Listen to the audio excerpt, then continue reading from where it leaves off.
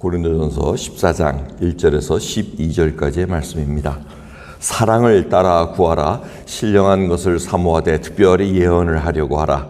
방언을 말하는 자는 사람에게 하지 아니하고 하나님께 하나니 이는 알아듣는 자가 없고 그 영으로 비밀을 말함이라.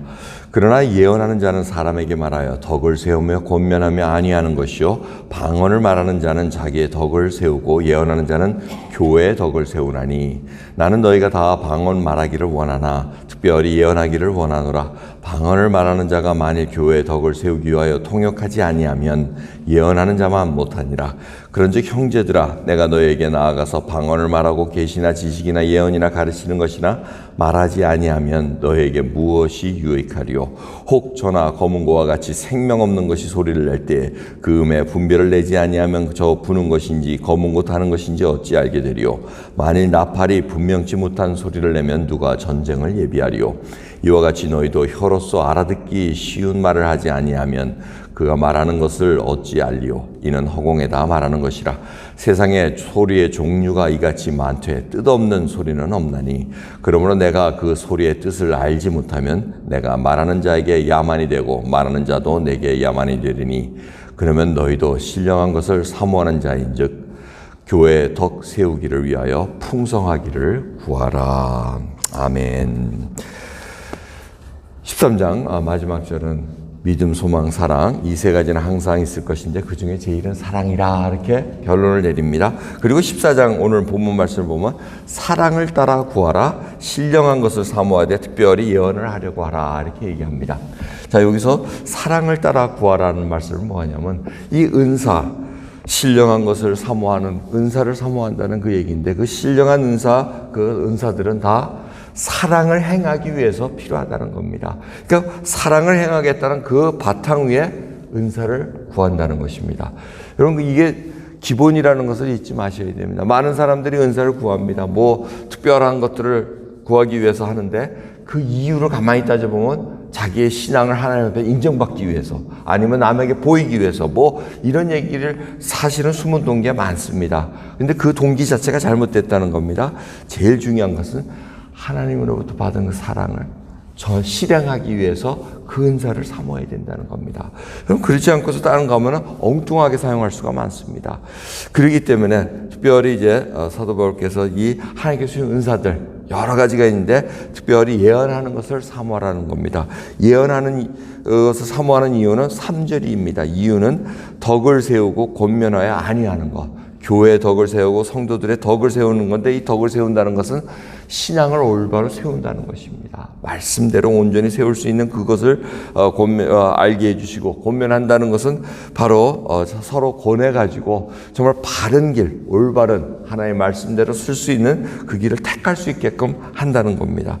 그리고 아니한다는 거, 어려운 거, 낭망하고 실망하고 있을 때 소망을 줘서 기쁨을 취해서 나갈 수 있는 그 길을 원한다는 겁니다.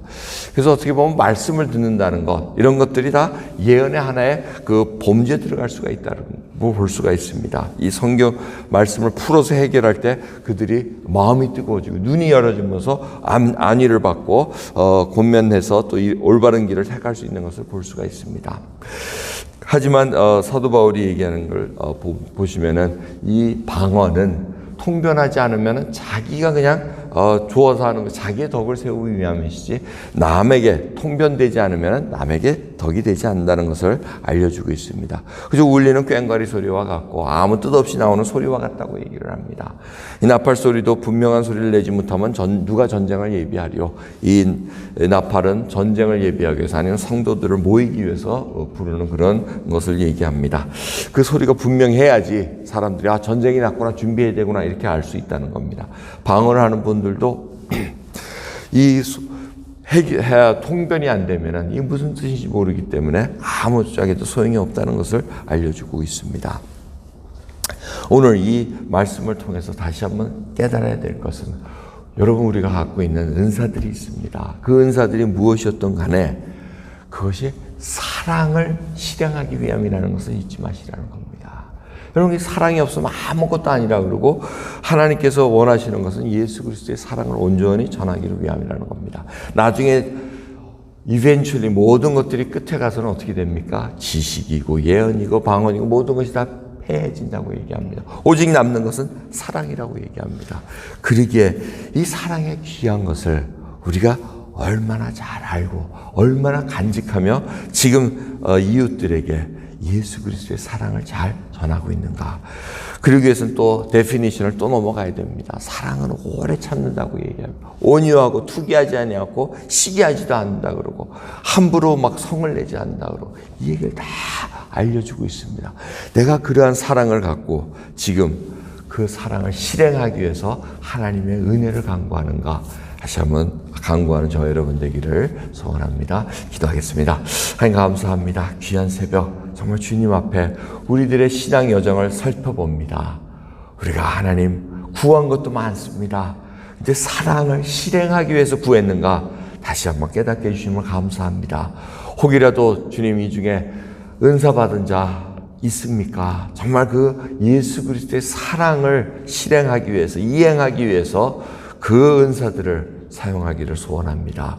붙들어 주시옵소서. 주여 저희들 감긴 눈을 뜨게 해주시고 닫힌 귀와 닫힌 마음을 열게 해주시사 하나님의 눈으로 이 땅을 바라보게 하옵시고 하나님이 원하시는 것을 이루어드릴 수 있는 저희들로 인도해 주옵소서. 감사드리며 우리 주 예수 그리스도의 이름으로 기도드리옵나이다. 아멘.